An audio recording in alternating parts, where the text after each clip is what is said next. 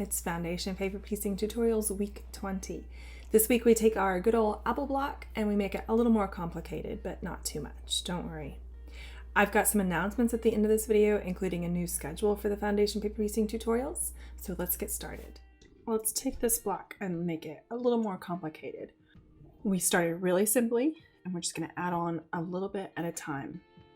So for instance, I think we can make this a little more rounded, and then maybe even add a highlight to the apple, and if we're really feeling frisky, we can add a shadow to the apple, and then maybe do something to make the leaf a little more complicated, just a little bit at a time. So I think I actually want to make the apple a little bigger, because if we're going to make it a little more complicated, we can make it bigger. Okay, so that's where we were before, but a little bit bigger. Now let's make this a little more rounded. So I'm going to add some extra lines just to kind of chop off those sharp edges.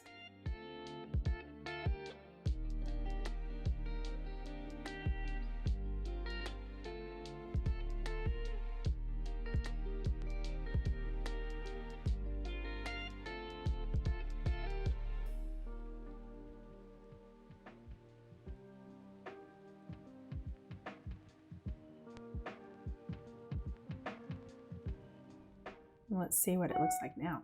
Yeah, that's just a nice rounder version. And we didn't add that many lines. So we're still not too complicated, and we have dealt with this shape before. Let's say we want to add a highlight over here. So essentially we're doing a circle within a circle, which we have also dealt with before. So I'm going to chop off a little bit at a time.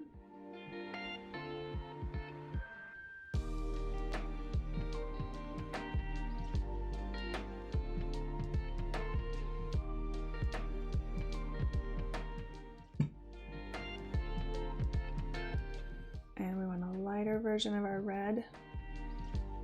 And then just like we did for the outside, let's make this a little more rounded.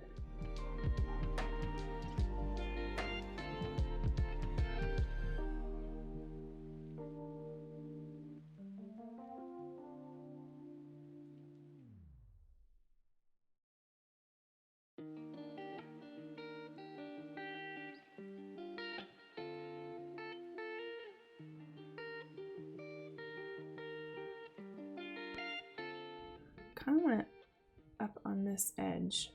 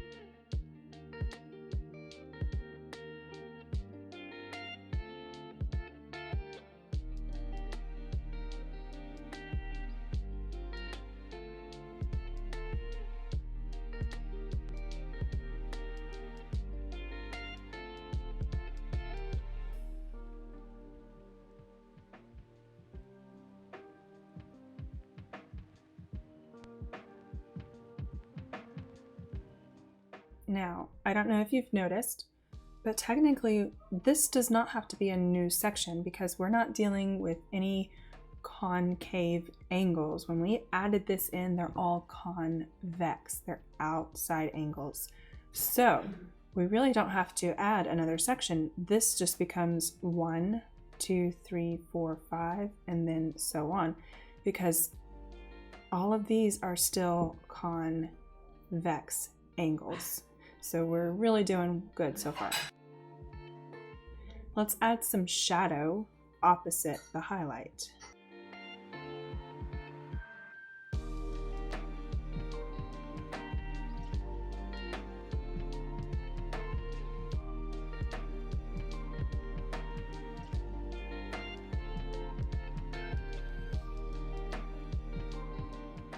And let's do this. Let's make our apple a true red. Let's make the highlight even brighter.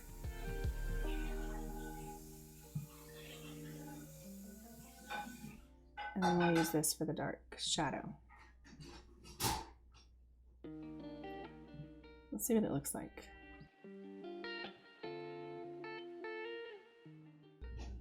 Yeah, that's a cute apple.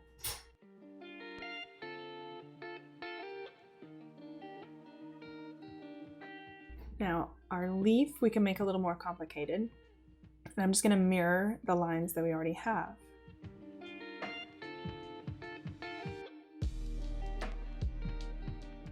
It's a little more leaf shaped. I won't call it completely realistic, but it's a little closer to a leaf. So here's the homework I'm going to leave you. This leaf right now is worked in 2 different sections. I'll show you how it breaks it down. So 2 different sections here, which is totally doable, totally possible, absolutely fine the way it is. However, I do tend to like to simplify things wherever possible. So the homework I'm going to leave you is to see if you can break down this leaf, but keep it one section. So this top leaf is one section and the bottom apple is another section. See if you can break that down. I will go ahead and post the pattern with just one section. So if you want to cheat or skip ahead, you can look at how I broke it down and kept it one section, or you can try and do it on your own. I will also have that printout available so you can play around with it. So work on this block this week, have fun with it, see how you can break it down, or maybe there's multiple ways you want to try to break it down into sections. There's not a wrong way as long as it works and you can sew it up. I would love to see what you make.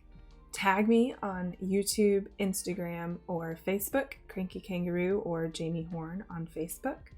From now on, foundation paper piecing tutorials are going to be every other week. With my teaching schedule and with the sew-alongs coming up, it's a lot to do every week. So we're going to do it every other week.